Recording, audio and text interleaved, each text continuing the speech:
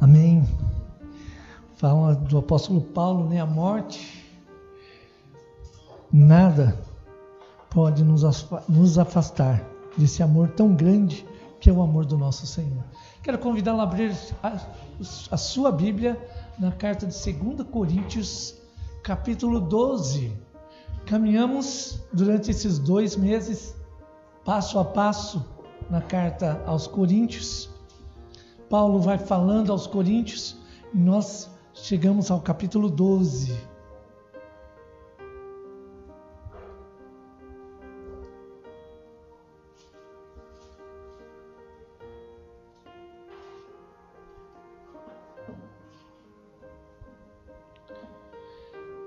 No capítulo 12, quando nós entramos no verso número 1, o apóstolo Paulo vai contar agora, já finalizando a sua carta, sobre uma experiência que ele teve com Deus. Essa experiência aconteceu há 14 anos antes do ministério dele, durante o ministério dele, e ele diz que ele não sabe se ele estava sonhando ou se ele foi em corpo presente, mas ele foi arrebatado até o 3º céu.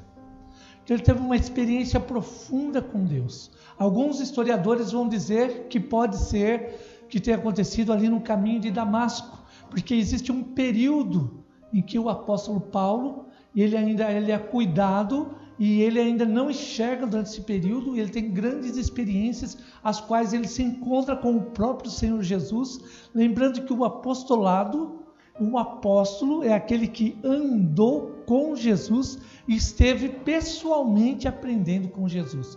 Por isso, Paulo vai defender seu apostolado durante a 2ª carta aos Coríntios, igreja que ele plantou, e que ele também vai trazer algumas verdades, orientações a essa igreja, para que ela compreenda e também viva o amadurecimento na palavra do Senhor. Tanto que no domingo retrasado, não no passado que nós falamos sobre paz, mas no domingo retrasado, o texto ou o tema do nosso texto é a palavra fé, que engloba todos os textos, mas o amadurecimento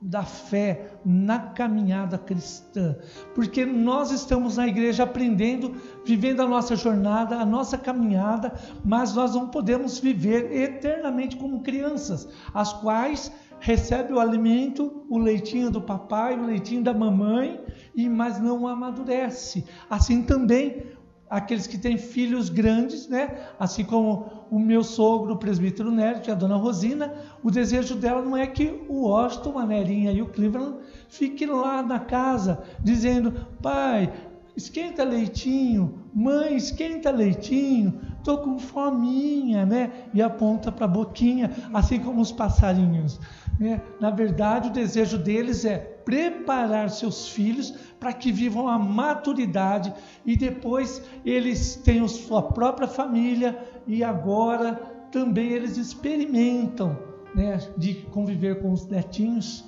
fazendo bagunça de cá, bagunça de lá, o qual eles vão curtir. E não é mais tempo, às vezes sim, de educar, mas é tempo de curtir mais do que educar. Minha sogra faz isso bem, né? Curte mais do que educa, né? Porque ela é vó tem que aproveitar o tempo para curtir os netinhos. Assim também a igreja, quando ela vive a maturidade e os novos membros chegam à igreja, aqueles que são agora de cabelo branco, os anciões da igreja, eles também vão experimentar curtir a igreja, no sentido de que ele experimenta do trabalho que o Senhor usou e também nessa jornada onde eles podem dar conselhos sábios aos mais novos, eles podem conduzir a igreja assim, juntamente com o pastor, com os presbíteros conduzirem a igreja com maturidade na palavra do Senhor, ajudando os mais novos a viverem e respeitarem o seu próximo, também amarem a Deus sobre todas as coisas. E Paulo, quando ele fala sobre a sua experiência, ele está dizendo, não como se gabando, eu tenho uma experiência e você não tem, mas ele está dizendo, eu vou contar a vocês sobre uma grande experiência que eu tive com Deus. e eu fui até o terceiro céu. E nesse terceiro céu eu vi algo maravilhoso. Eu pude contemplar com os meus olhos a grandeza de Deus, não para que o meu coração ficasse soberbo, mas para que a igreja continuasse a sua caminhada de fé, crendo sim que Jesus virá buscar a sua igreja no tempo certo, e para que a sua igreja esteja preparada assim como a noiva que se prepara, né? Nós vemos a Camila, que é a noiva que vai se preparando para o grande dia do casamento. A noiva não pode deixar para a última hora. Eu vou me casar às 6 horas, 10 para 6 ela olha e fala: nossa, hoje eu tenho meu casamento. E aí ela vai lá, dá uma penteadinha rápida no cabelo e sai para o casamento. Nada disso. 1 ano, 2 anos, ou então meses antes, a noiva começa seus preparos. E ela começa a escolher flores. E ela diz ao seu amado: vem escolher flores comigo. E ele, claro, vai com muita boa vontade, né? Ele olha tedioso, né? Aquelas flores, e tira lá do mais profundo do seu ser aquela palavra animadora: que linda, meu amor. Porque ele sabe que para ele não é tão gostoso escolher flores, mas o homem gosta de escolher o carro, ele gosta de fazer coisas assim, típica do homem, né? Que é fazer tudo rapidinho e boa, já acabou, está tudo pronto, né? O homem dá uma olhadinha só, é aquela roupa que eu vou pôr, essa e essa, beleza, pura, toma um banho rápido, coloca, já estou pronto. A mulher precisa se maquiar, ela toma um banho demorado, ela passa perfume, ela coloca o vestido, e aí ela diz: não, esse vestido não ficou bom. Aí ela troca o vestido, não, essa roupa não ornou com a sua, ela troca o vestido de novo. Depois que passou pelo 26º vestido, aí ela diz: agora sim eu escolhi o vestido, é o primeiro que era o bom. E então o homem não entende como isso acontece, mas o homem se esforça muito para tentar compreender as mulheres. Uma mente complexa, a qual nós vamos chegar um dia, pela graça de Deus, compreender as mulheres, né? Ainda, eu acredito que na eternidade nós vamos compreender as mulheres. Por enquanto, ainda não conheci nenhum homem que compreendeu profundamente as mulheres. Mas quando Paulo adentra o texto, ele agora, eu quero ler com você a partir do verso número 7, o qual ele vai nos trazer algumas diretrizes para o culto dessa noite. E ele vai dizer o seguinte: olha, depois que eu estive no terceiro céu, ele vai dizer o seguinte no verso 7: e para que não me ensoberbecesse com as grandezas das revelações, foi-me posto um espinho na carne, mensageiro de Satanás, para me esbofetear, a fim de que não me exalte. Por causa disso, 3 vezes pedi ao Senhor que o afastasse de mim. Então ele me disse: a minha graça te basta, porque o poder se aperfeiçoa na fraqueza. De boa vontade, pois, mais me gloriarei nas fraquezas, para que sobre mim repouse o poder de Cristo. Verso 10: pelo que sinto prazer nas fraquezas, nas injúrias, nas necessidades, nas perseguições, nas angústias, por amor de Cristo, porque quando sou fraco, então é que sou forte. Quando sou fraco é que sou forte. E hoje, também pensando no tema fé, eu quero falar sobre o espinho na carne. Quando o apóstolo Paulo ele instrui a igreja, ele também vai contar sobre algo que aconteceu, uma grande bênção de estar no terceiro céu, mas também ele recebeu um espinho na carne. Esse espinho agora passou a incomodá-lo profundamente. Ele mesmo sendo servo de Deus, um homem fiel ao Senhor, o Senhor colocou algo em sua vida, em seu coração, o qual agora também não lhe dá tanta paz no sentido do seu corpo, mas ele ainda assim, ele continua servindo ao Senhor na alegria. Por isso, a primeira lição que nós aprendemos sobre o espinho na carne é que Deus não quer remover todos os espinhos que Ele coloca sobre a nossa vida. Porque quando nós temos grandes experiências com Deus, eu já vi grandes homens que tiveram grandes experiências e à medida que eles tiveram experiências, também tiveram grandes quedas. E o que acontece? Da mesma velocidade que a pessoa cresce, ela também desce ao chão. E nós aprendemos que muitas vezes o homem, pela sua natureza, ele se enche de si. Ele diz: eu sou o melhor pregador, eu sou o cara, eu pego e prego e arrebato multidões. E ele começa a ouvir: pastor, esse sermão dessa noite foi muito bom, o senhor prega muito bem. E ele diz: amém. E ele começa a tomar sobre si, até que um belo dia ele tem também um belo tropeço, porque ele vai compreender que, na verdade, a palavra que é ministrada pastoralmente não deve partir do coração do pastor, mas deve partir do coração do próprio Senhor Jesus. Porque se existe um pastor sobre a igreja, esse pastor é Jesus. Ele é o supremo pastor da igreja. E uma vez que o pastor está à frente, se ele não ouvir a voz do Salvador falando à igreja, ele pode falar palavras bonitas, ele pode deixar as pessoas alegres, mas não haverá transformação. Por isso, esse cuidado deve ser redobrado. Por isso, a atenção também de cada servo, ao servir ao Senhor, precisa ter em mente que o serviço é somente para engrandecer e exaltar a Deus. Não é o homem que recebe os louros, mas o homem, ele é um instrumento de Deus para que a obra seja feita, seja realizada. E quando Deus é exaltado, quando o nome do Senhor é exaltado, aí sim nós vemos que a palavra está causando transformação. E Paulo vai compreender isso com o espinho na carne, porque ele viu coisas grandiosas, as quais ele diz: o meu coração ficou cheio, eu vi e os outros não viram. Nossa, olha, eu sou o cara que viu a grandeza de Deus subir aos céus. E aí ele diz também, assim como Jó, que teve a sua vida tocada pelo mensageiro, por Satanás, assim, desta mesma forma, ele disse: um mensageiro de Satanás veio até mim, e agora esse espinho na carne, para que eu não me ensoberbecesse, para que a minha soberba, ou seja, a minha glória, seja retirada e deixada de lado. O espinho na carne é um chamado do próprio Deus a dizer ao homem e à mulher: a glória é só minha. Eu sou o Deus que comanda, que leva a sua vida, conduz você como servo e como serva. Então você não precisa se preocupar com o que Deus está realizando, basta você se colocar na brecha e deixa Deus fazer.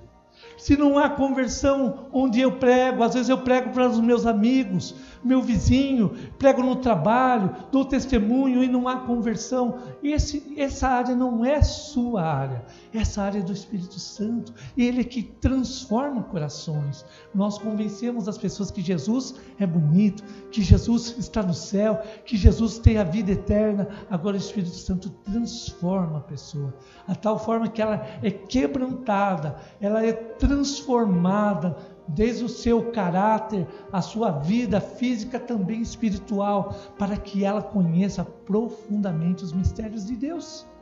Nós não sabemos a quem nós estamos pregando.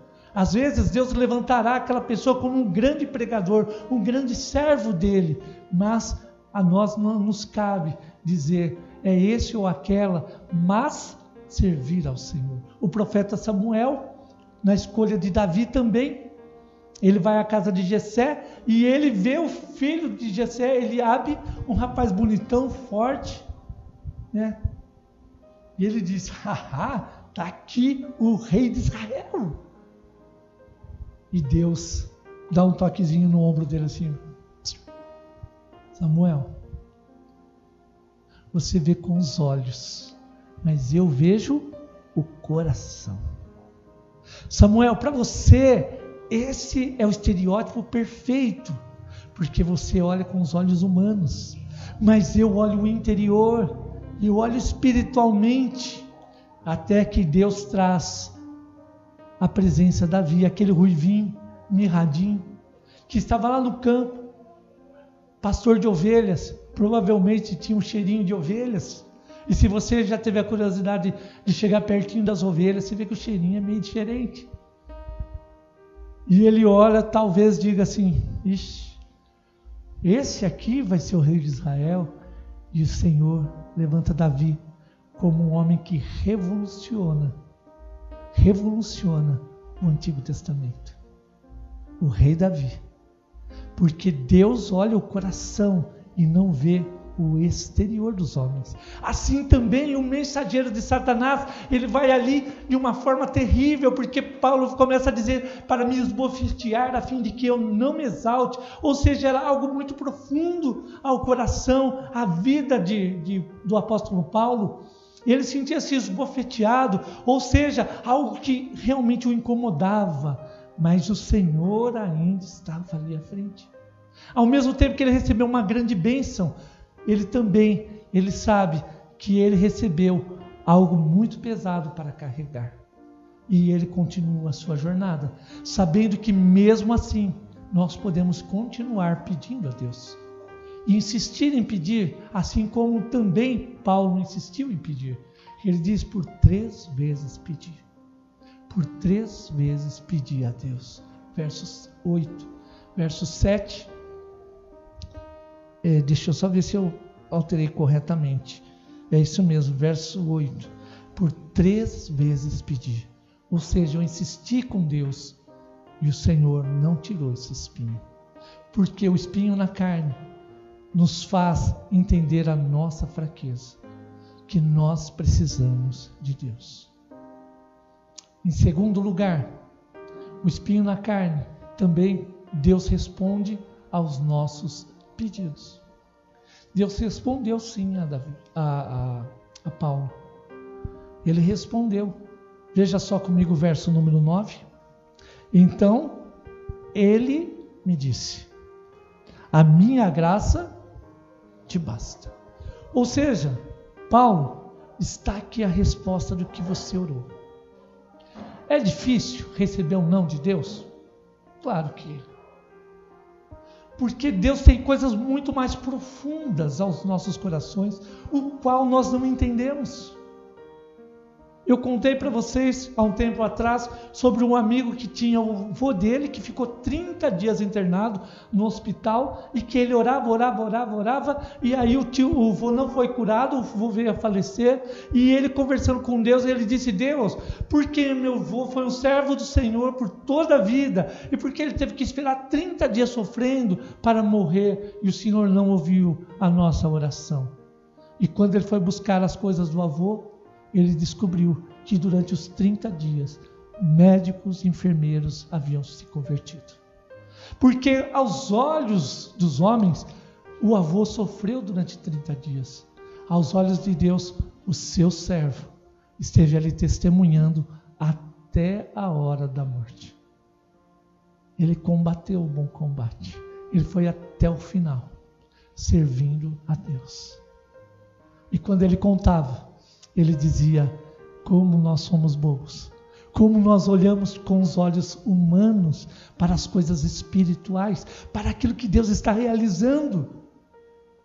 E quando nós ouvimos o não de Deus, às vezes é difícil, mas Deus tem coisas grandiosas por trás desse não, porque Deus ainda assim está no comando da nossa vida. Por isso a palavra veio: a minha graça, essa graça que é perfeita, ela te basta. Se num primeiro momento o espinho na carne nos mostra que precisamos descansar em Deus, mesmo no meio da tribulação, num segundo lugar, nós sabemos que ainda Deus ouve as nossas orações e Ele traz resposta. Saber ouvir o não é fácil. Muito melhor ouvir o sim, mas é no não que Deus está nos tratando também. O poder se aperfeiçoa onde? Na fraqueza. Deus está dizendo: não são homens e mulheres fortes pelo seu próprio ego que eu estou levantando, mas são mulheres e homens que se dizem: eu não consigo pela minha força. E o Senhor vai dizer: então eu vou te dar. Vem cá, meu servo e minha serva, eu vou te ajudar a passar. Eu vou abrir o mar se for preciso, mas eu vou te ajudar a passar. Não temas, confia. Deus não escolhe os capacitados. Eu li essa frase hoje. Ele capacita os escolhidos. Eu fiquei brigando com essa frase. Mas e aqueles que se prepararam? Mas, na verdade, Deus já estava capacitando eles. Lá de trás. Quando nós éramos pequenos, estávamos lá na escola dominical, Deus estava nos capacitando. Quando eu sempre relato que meu pai me deixava na porta da igreja, mas quando eu era pequeno, e eu ficava na escola dominical, depois ele só passava para buscar a gente. Mas as histórias que eu ouvi naquele período, quando eu leio a Bíblia, elas parecem que me fazem, voltam todas à minha mente. Parece que foi ontem que eu ouvi todas aquelas histórias. Eu me lembro até na sala onde eu sentava, eu me lembro que eu ficava olhando a professora contando as histórias, que eu achava muito legal aquelas histórias. Depois a gente pintava o desenho.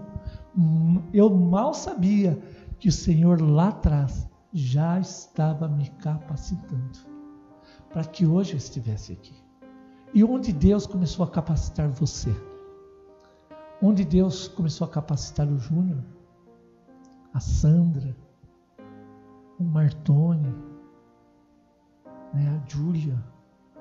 Onde Deus começou a capacitar você?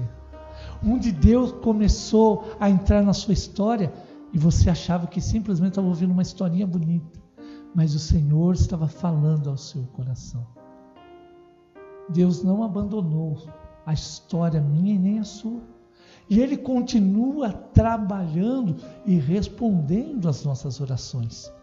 Talvez o não foi por motivos que agora ou mais à frente nós vamos compreender, mas Ele sempre trará a resposta certa no tempo certo. Por isso, Paulo vai finalizar no verso número 9 dizendo: mas me gloriarei nas fraquezas. Paulo vai dizer: eu compreendi, Deus, que esse espinho parece que eu levo um soco na cara. Parece que eu estou sofrendo, mas eu descobri que na minha fraqueza é que eu sou aperfeiçoado. E é nessa fraqueza.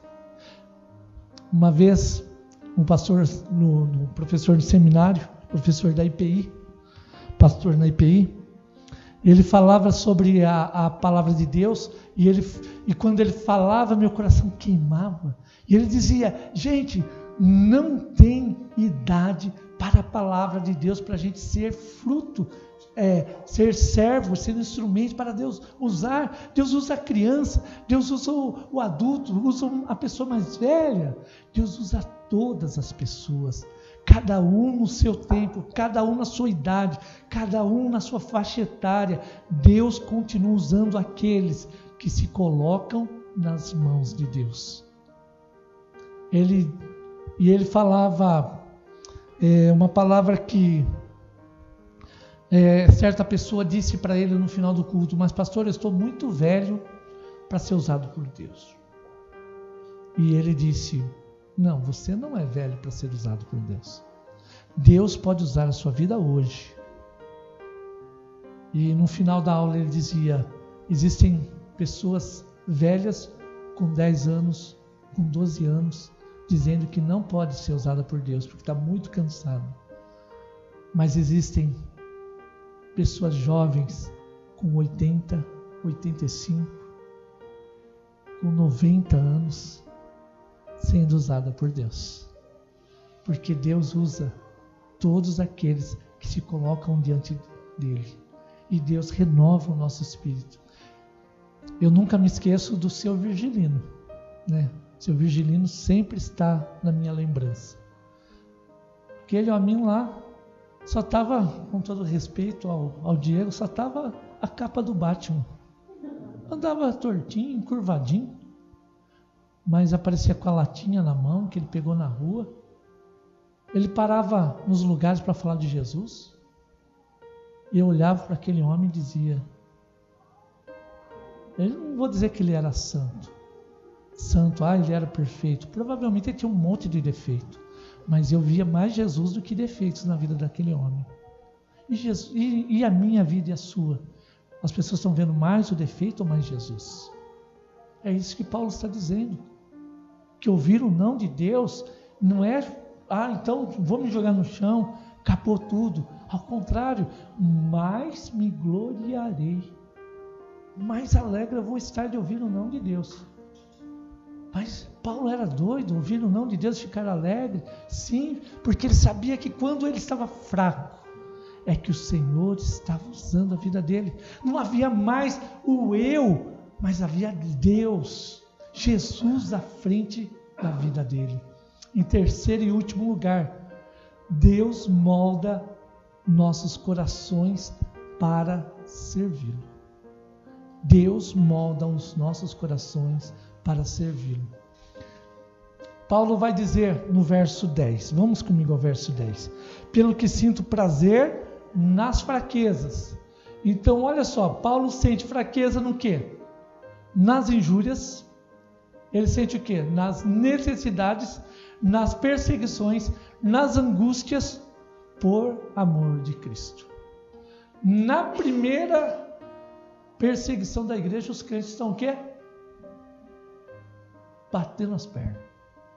Na primeira necessidade, o crente já está dizendo, está vendo? Ó, Deus não me ouviu, Deus não ouve a minha oração. Deus está dizendo, eu estou com você na sua fraqueza.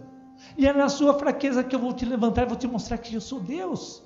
Na sua fraqueza é que eu vou te levantar e vou dizer que se for necessário vai cair pão do céu. Vai sair água da rocha quando bater com o cajado. Porque eu sou Deus e eu posso mudar a sua situação. É o Deus que está dizendo, eu estou com você em todo o tempo, e eu estou na sua jornada, e eu quero moldar o seu coração, para que você aprenda a me servir.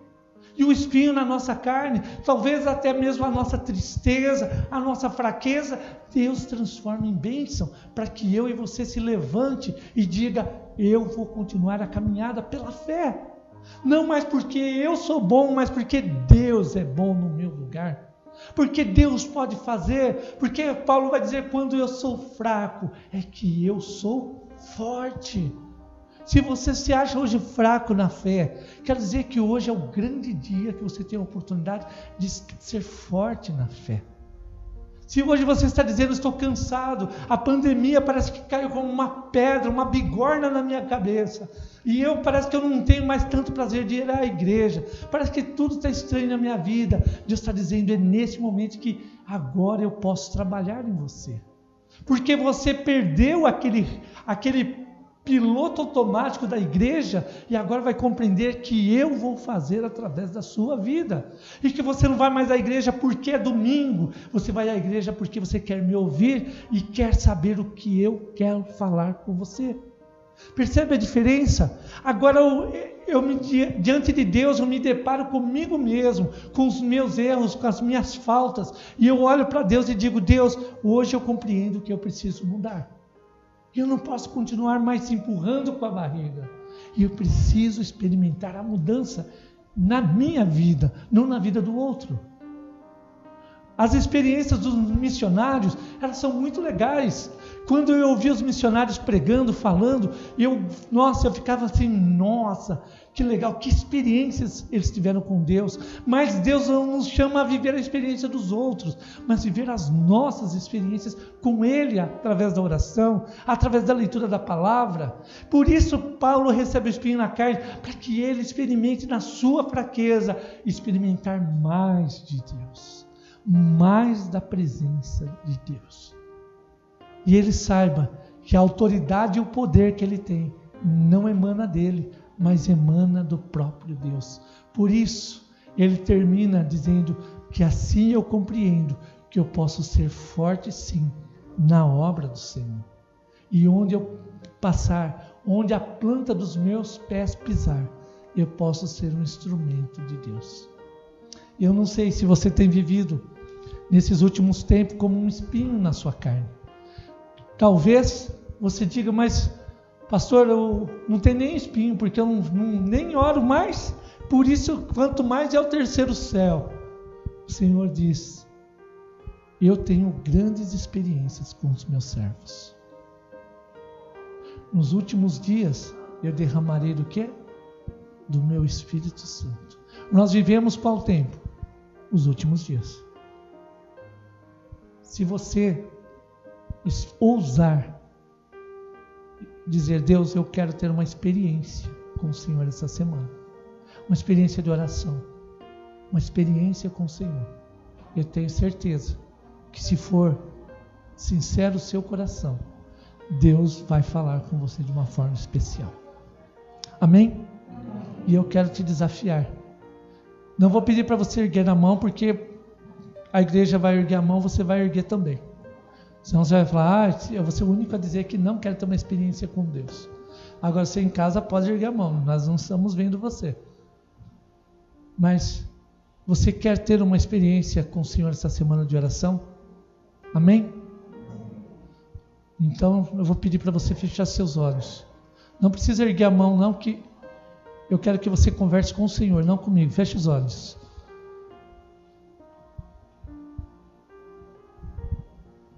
Feche seus olhos. Quero que você primeiro ore ao Senhor. Diga, Senhor, eu quero ter esta semana uma experiência de oração com o Senhor. Quero ser tocado pelo Teu Espírito Santo. Quero ser renovado pela Tua presença santa. Eu quero ouvir o Senhor falar comigo. Mas pela minha própria natureza eu não consigo ter esse discernimento. Mas eu quero pedir que o Senhor traga o discernimento do Teu Espírito Santo. A Tua palavra nos diz que o Senhor fala com os Seus servos e com as Suas servas. E eu quero ouvir o Senhor falar comigo. Quero que o Senhor me ensine a orar, assim como os discípulos pediram a Jesus. Quero que o Senhor me ensine a ler a Tua palavra, de tal forma que eu possa olhar para a Tua palavra e possa achar salvação nela. E assim como Paulo instrui a Timóteo para ler a palavra, para amar a palavra de Deus, para usá-la como instrução, como correção, para a sua caminhada para a glória, assim também nós queremos usar a Tua palavra para crescimento, não somente para informação. Abençoa cada pessoa, cada irmão e irmã que está orando neste momento e pedindo ao Senhor essa experiência.